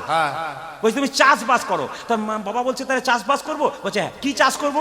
যা করবে করবে, কৃষ্ণের কাছে যাও, তোমার তো একটা ষাঁড় আছে আর কৃষ্ণের নবলক্ষ ধেনু আছে, তুমি একটা কৃষ্ণের কাছে নাও আর তোমার একটা আছে, দুটো নিয়ে চাষ করো। তবে শোনো, কৃষ্ণ খুব চালাক, তুমি এক কাজ করবে, তুমি কৃষ্ণকে বলবে যা ফসল ফলাবে ওকে অর্ধেক, তুমি অর্ধেক দেবে, কিন্তু ফসলের নিচের দিকটা কৃষ্ণকে দেবে আর ওপরের দিকটা তুমি নেবে। কি বললো মায়েরা? ফসলের নিচের দিকটা কৃষ্ণকে দেবে আর ওপরের দিকটা তুমি নেবে। এখন বাবা ভোলার কাছে কি বললো? বাবা বলে কি? বাবা ভোলা বললো কৃষ্ণ প্রভু বলে কি এসেছি, বলে কি তোমার একটা গরু দাও নবলক্ষ ধেনুর মধ্যে। বলে দিলাম। কি করবে? চাষ করবো, আমার একটা আছে তোমার একটা আছে। তা আমার চাষ করার আগে শর্ত রইলো, নিচের দিকের ফসলটা তোমার, ওপরটা আমার। তখন কৃষ্ণকে বললো তাহলে কি চাষ করা যায়? কৃষ্ণ বললো আলু লাগিয়ে দাও। কি বলছো? আলু খুব সস্তা এখন। আলু লাগালে কি বলুন তো? কৃষ্ণ তো খুব চালাক, আলু লাগালো, আলুগুলো কৃষ্ণ পেলা, শাকগুলো বাবা নিয়ে ঘর গেল। এখন বাবার সঙ্গে সঙ্গে বলছে দুর্গা পার্বতী বলছে আশ্চর্য, তোমার বলছে তুমিই তো বুদ্ধি দিয়েছো নিচের দিকটা আমার উপর দিকটা। বলছি তাহলে এবার বলো ওপর দিকটা তোমার বলবে আর নিচু দিকটা ওর, কৃষ্ণের। কৃষ্ণকে কি বলছে? ওপর দিকটা তোমার, নিচু দিকটা আমার। কি লাগাবো? কৃষ্ণ বলছে ধান লাগিয়ে। জোরে বলুন রাধা রানী কি, শ্যাম সুন্দর কি।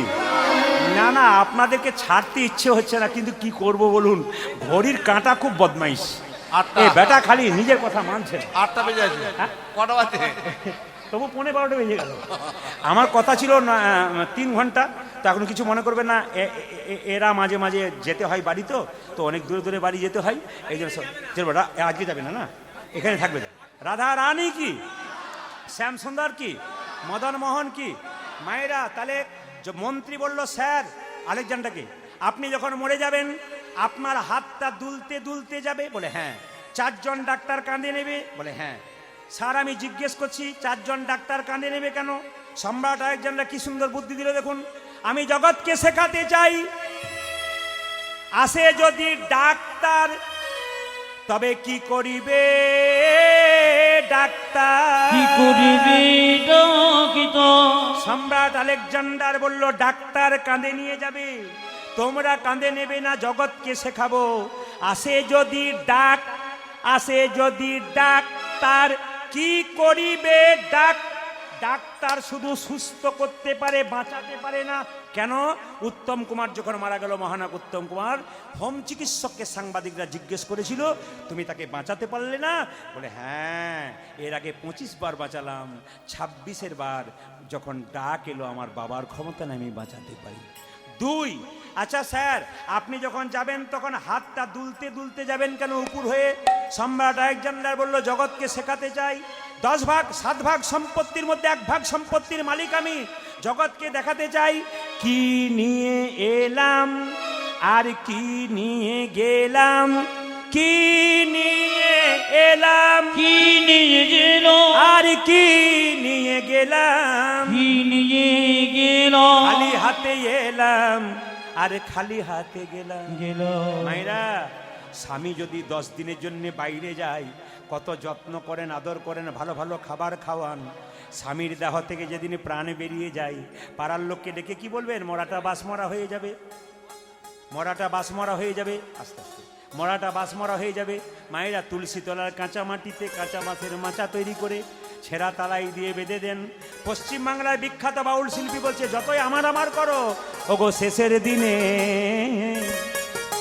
সেজন বিনে ও হরি পরতি আপন হবে রে, হবে রে। হরি বল হরি বল।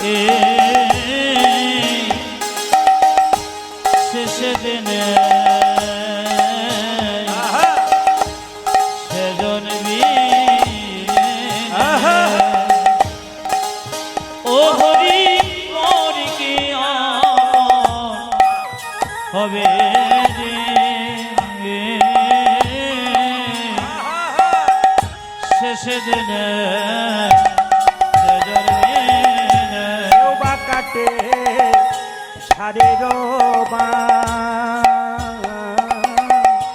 কেউ বা পাতায় দড়ি। অতীব সত্য কথা, সবার জীবনে হবে।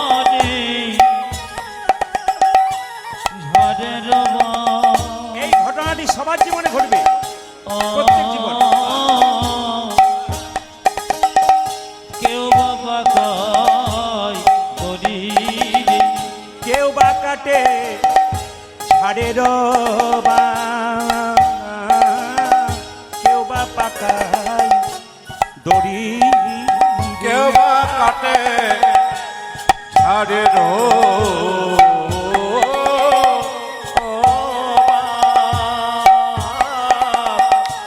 কেউ বা পাকায় ধরি রে। আবার চারকাহারে কাঁধে নিয়ে,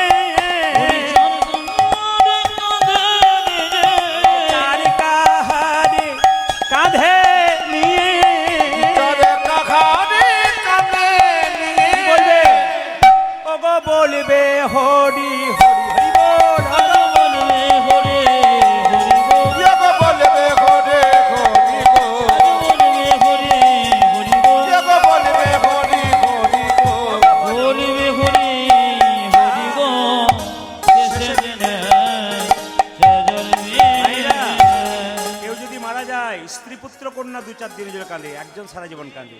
ওগো মা কাঁদিবে, বাবা বাছা অগ্নি কাঁদে, ভাই আমার মা কাঁদে, আরে বাবা বাছা ভগ্নি কাঁদে, ভাই রে। আবার ঘরের মনি কাঁদে, ঘরের রমণী কাঁদে, ঘরের মনি কাঁদে, কেহ নাই রে, আমার মনে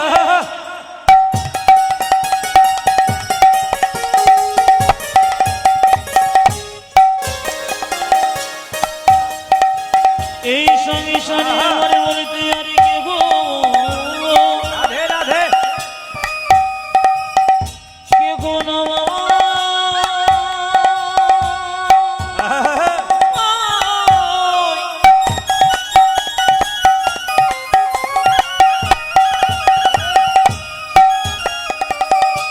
আমার বলতে আর কে গো বাবা কে গো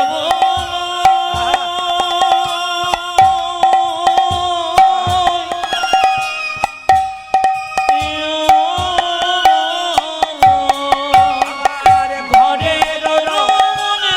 মায়েরা, স্বামী চলে গেলে স্ত্রী কি বলে কাঁদে? ওই আমার আর যে কেহ না, হরি ওই আমার আর যে কেহ নাই রে, আমার আর যে কেহ নাই রে, ওই আমার আর যে কেহ নাই রে, আর যে কেহ নাই রে, ওই আমার আর যে কেহ নাই রে, আমার যে কেহ নাই রে, সে চলবে নে, সে চলবে নে।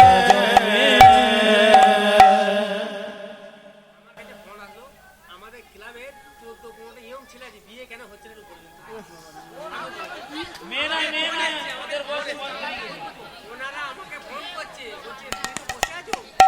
এ বলছে 14-15টা ফোন ক্লাব থেকে এসছে, আমাদের কেন বিয়ে হচ্ছে না। ও ফোন কল লিস্টটা দেখাও, দেখাও, কল করো। তোমার হয়েছে? ক্লাবের ছেলে তো তুমি রয়েছে না, ক্লাবের ছেলে কে রয়েছে এখানে? তোমার হয়েছে তো? ওদের লাভ ম্যানেজ করে বিয়ে করতে বলো। যেরকম রাধা রানী কি, চুপ করে বসো, মাথার দোষ আছে, চুপ করো। রাধা রানী কি, শ্যাম সুন্দর কি, মদন মোহন কি, হরিবসর কি, এর আশীর্বাদে ছেলেদের বিয়ে হোক কি। যেরকম রাধা রানী কি, শ্যাম সুন্দর কি, মদন মোহন কি। আপনি চুপ করুন, তারা ঠিক আছে। রাধা রানী কি, কিম্ভূত কিমাকার লোকও আছে বাবু। হ্যাঁ, অনেক জায়গায় দেখলাম আমি, কিম্ভূত কিমাকার লোকও দেখতে পেলাম। এইদিকে এসো, এদিকে।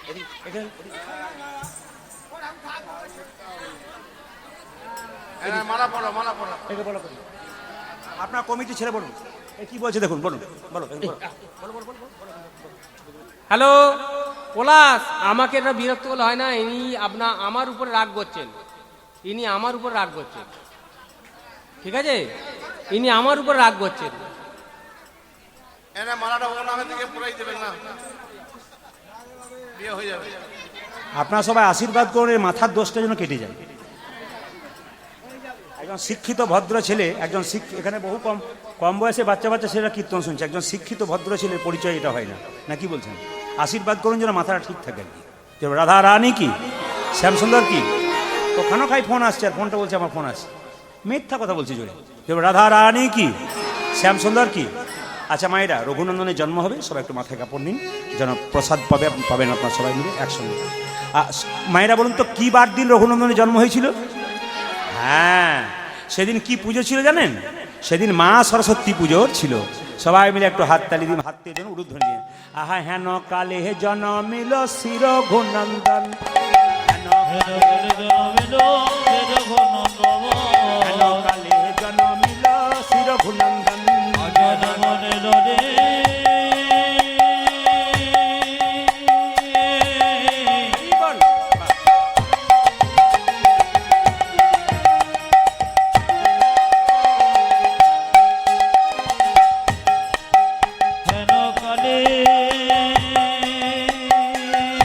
ধ্বনি দিন, কৃষ্ণ ভক্ত সন্তানের জন্ম হচ্ছে।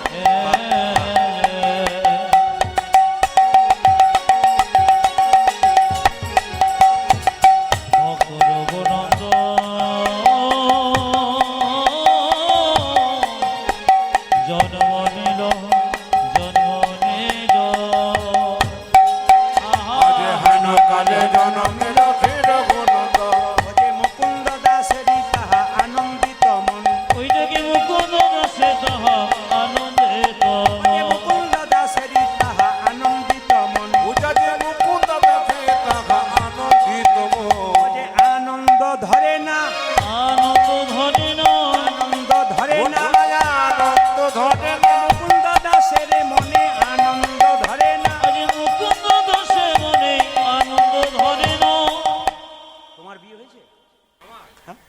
বিবাহ মানে কি? বিয়ে করেছে ওটা জানো, ছেলে হয়েছে ও সব জানো, আর ইয়ে জানো না, ওই বিয়ে বিয়ে কি বিবাহ মানে কিছু বোঝো না? কিছু বোঝো না? আর বিবাহ মানে বন্ধন, কিসের বন্ধন? বাবা কি প্রেম গো, আশ্চর্য বাবা, কি জেনে বসে আছে। মায়েরা, বিবাহ মানে কি জানেন? বিশেষভাবে ভার বহন করা। শুনবেন ভালো করে, বিবাহ মানে বিশেষভাবে ভার বহন করা, দেহের ভার নয়, পরিবারের ভার আর ধর্মের ভার বহন করা, এটা হচ্ছে বিশেষভাবে। আচ্ছা, স্ত্রীকে বাঁ দিকে বসাও না ডান দিকে বসাও? না না, তুমি এখন কোন দিকে বসাও? তুমি কোন দিকে বসাও? উল্টো বসে ছেড়ে, তুমি কোন দিকে বসাও? একে একটু ইয়ে দিতে হবে, ডোজ দিতে হবে, নাহলে জব্দ হবে না। মানে কমিটি যখন জব্দ করতে পারে না, আমাকে জব্দ করতে হবে। হ্যাঁ,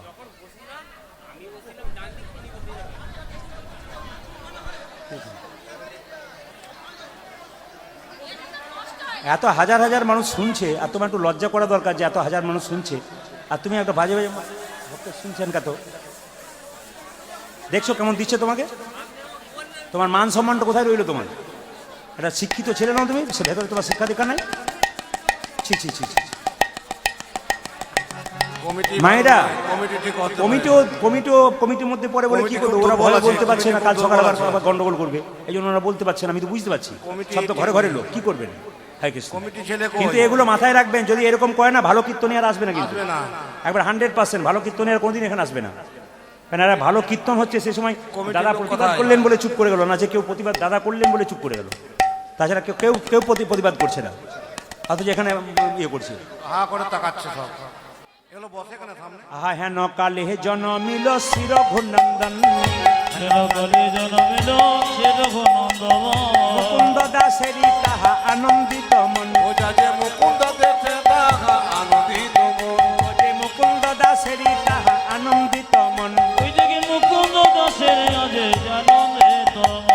আনন্দ ধরে না, আনন্দ ধরে না, আনন্দ ধরে না, আনন্দ ধরে না, মুকুন্দ দাসের মনে আনন্দ ধরে না, আজ মুকুন্দ দাসের মনে আনন্দ ধরে না, মুকুন্দ দাসের মনে পুত্রের বদন হেরে, মুকুন্দ দাসের মনে বদন হেরে, বদন হেরে, বদন হেরে, বদন হেরে, আনন্দ ধরে না, মুকুন্দ দাসের আজে আনন্দে মুকুন্দ দেশে আছে আনন্দিত মন।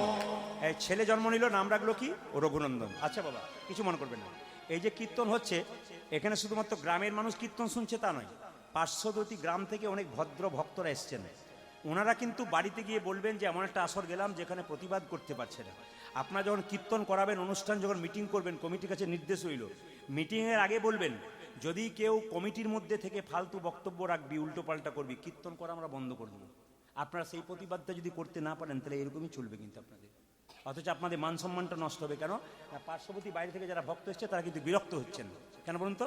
একটা সুন্দর পরিপূর্ণ আসর, সে আসরে এরকমভাবে চিৎকার চেঁচামেচি, এতে কিন্তু এরা খুব খুশি হচ্ছে না। এই জন্য এদেরকে খুশি করতে গেলে আপনাদের কিছু শক্তি দরকার আছে, ডাঁটের দরকার। আমাদের ওদিকে যদি হতো না, এখনই কি যে অবস্থা হতো, টেনে নিয়ে গিয়ে সাইজটা মানে বুঝিয়ে দিত যে হ্যাঁ কি জিনিস বটে। আমাদের বীরভূমে কথা বললাম আমি, ও কোনো আসরে কোনো সব চলবে না, আসর থেকে বেরো, তারপর বাইরে তোমার যা হবে হবে, তোমার সব কথা হবে।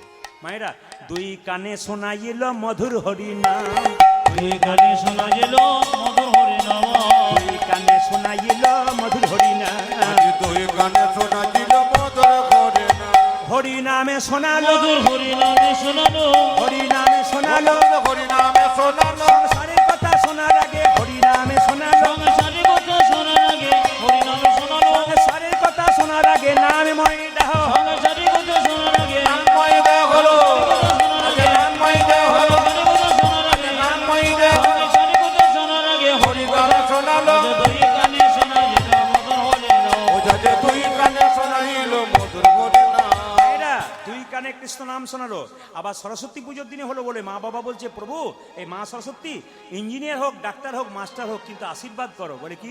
আশীর্বাদে করো মা, আশীর্বাদে করো, আশীর্বাদে করো মা, আশীর্বাদে করো মা, যেন ভাগবতে পড়তে পারে আশীর্বাদে পরমা, যেন ভাগবত বলতে পারে আশীর্বাদে পরমা, যেন সংকীর্তন গাইতে পারে আশীর্বাদে পরমা, সংকীর্তন গাইতে পারে আশীর্বাদে পরমা, যেন হরি বলি বলতে পারে আশীর্বাদে পরমা, হরি বলে বলতে পারে আশীর্বাদে পরমা, যেন সংকীর্তন গাইতে পারে হরি হরি হরি বলে, হরি বলে বলতে পারে হরি হরি হরি হরি সংকীর্তন হরি হরি হরি হরি হরি ভাগবত বলতে পারে হরি হরি হরি যেন হরি বলে বলতে পারে হরি হরি হরি হরি আশীর্বাদে পরমা, দুই কানে শোনা যেন মধুর হরে নাম, দুই কানে শোনাইল মধুর হরি নাম। মায়েরা ছেলেটার নাম রাখলো কি? ছোট্ট রঘুনন্দন পুজো করছে মায়েরা তার বাবার সঙ্গে গোপীনাথে। মামা অন্তরা মন্দিরে মন্দিরে তুমি জাগো জাগো, জাগো এই জায়গাটি দর্শন করবেন। মদন কৃষ্ণ গোপাল গোপাল, মদন কৃষ্ণ গোপাল, মম অন্তর মনে বেড়ে জাগো জাগো মদন কৃষ্ণ গোপাল, মদন কৃষ্ণ গোপাল। রঘুনন্দন পুজো করছে, 5 বছর বয়স, তার বাবা পুজো করছে, সে দেখছে।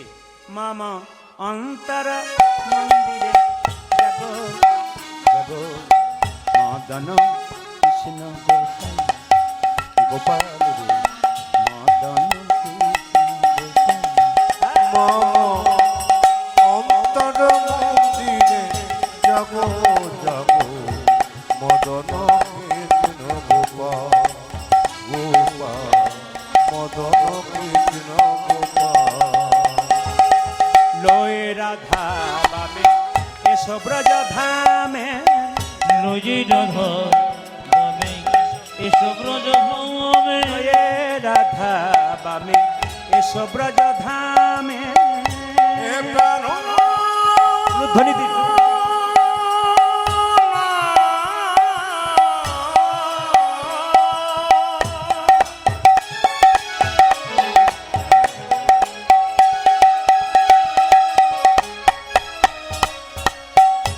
হে প্রাণ বল্লভ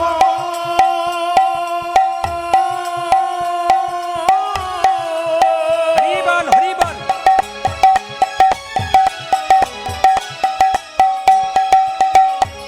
হে প্রণব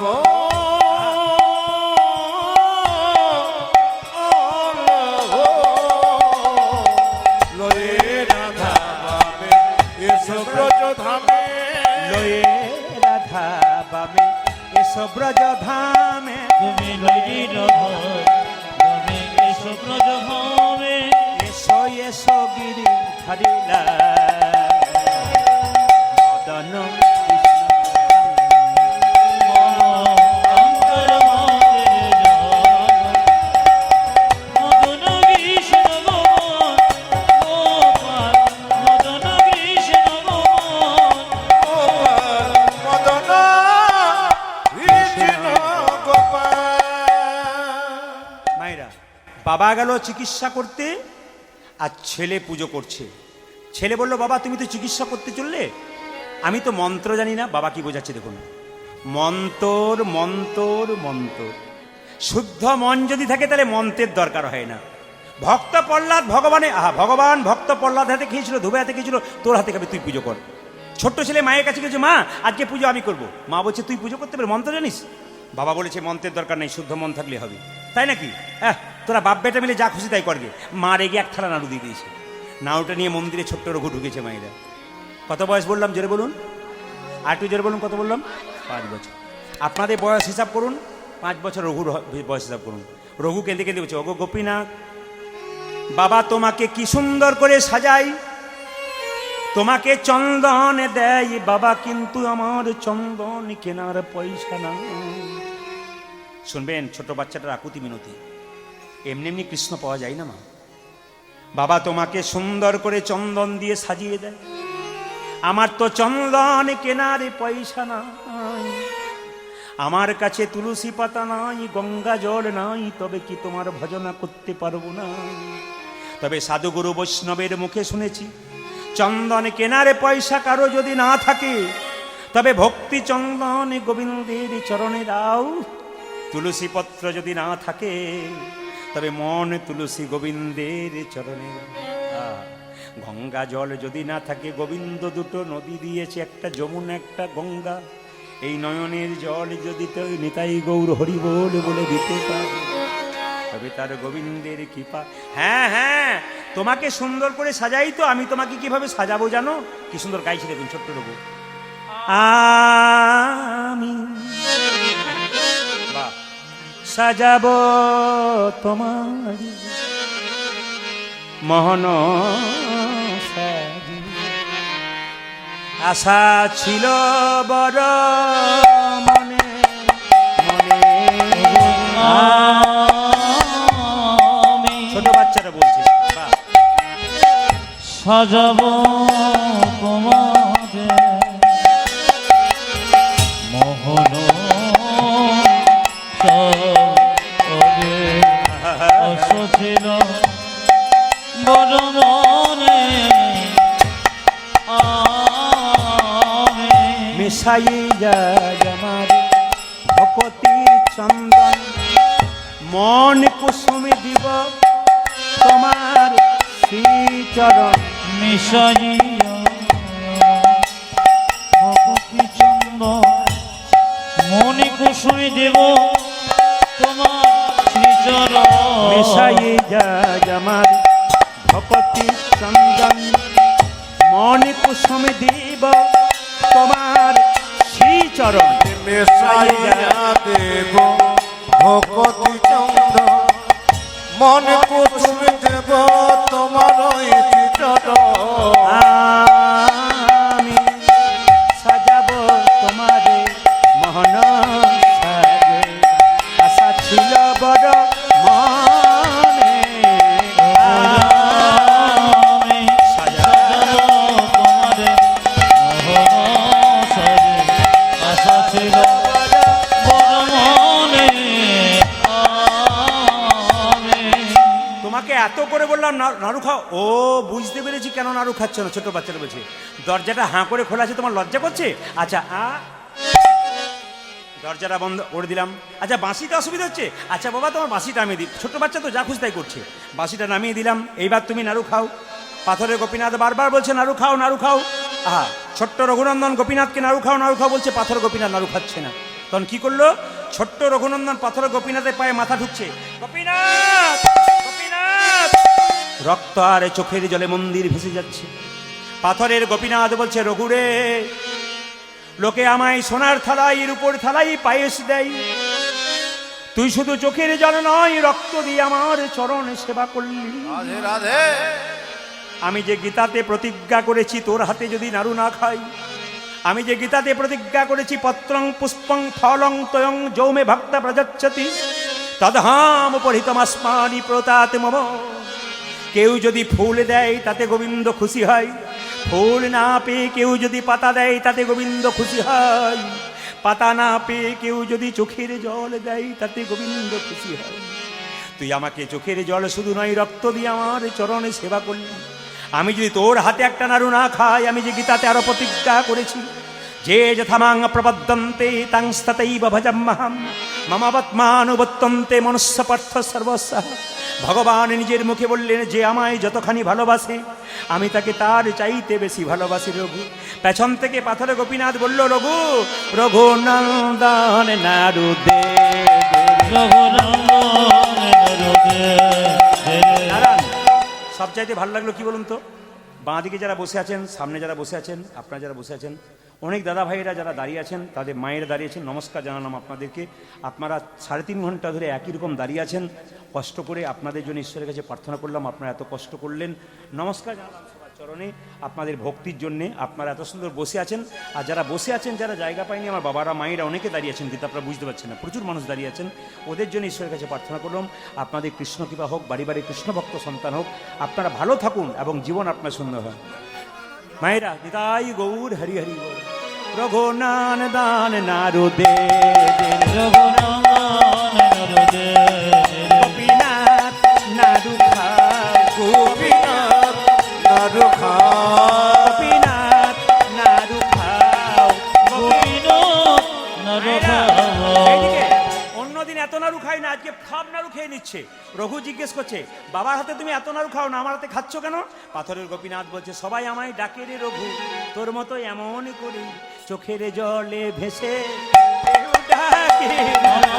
চোখে জলে ভেসে কেউ ডাকে না চোখের জলে ভেসে কেউ ডাকে ওই এমন চোখের জলে ভেসে কেউ ডাকে না ওরে মন্ত্রে তন্ত্রে সবাই ডাকে, চোখের জলে ভেসে কেউ ডাকে আমায় মন্ত্রে তন্ত্রে সবাই ডাকে চোখে জলে ভেসে গৌর হরি বল। মন্ত্রে তন্ত্রে সবাই ডাকে চোখে জলে ভেসে কেউ ডাকে না। আরে মন্ত্রে তন্ত্রে সবাই ডাকে চোখে জলে ভেসে কেউ ডাকে না মায়েরা, নাড়ু খাওয়া হলো তো, এবার যখন গোপীনাথকে নাড়ু খাওয়াচ্ছে তখন তার বাবা কি করলো, চিকিৎসা করে বাড়ি ঢুকছে।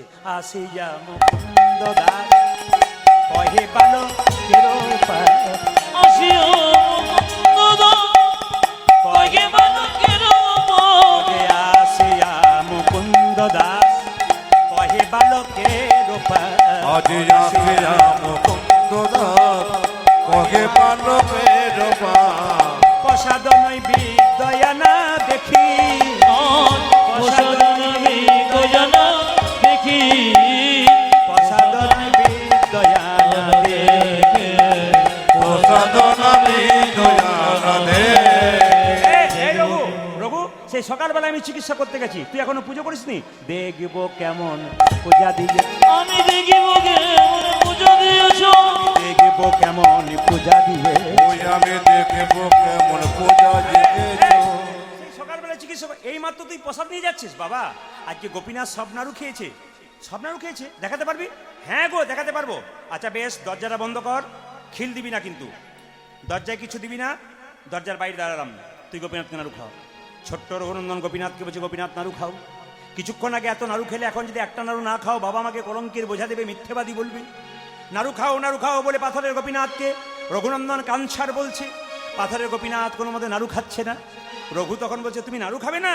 তবে এক কাজ করলাম, এই যে গলায় আমার উন্নিটা রইল না, এই গলায় ফাঁস দিয়ে তোমার এই মন্দিরে আমি আত্মহত্যা করব, দেখি তুমি নাড়ু খাও না কিনা।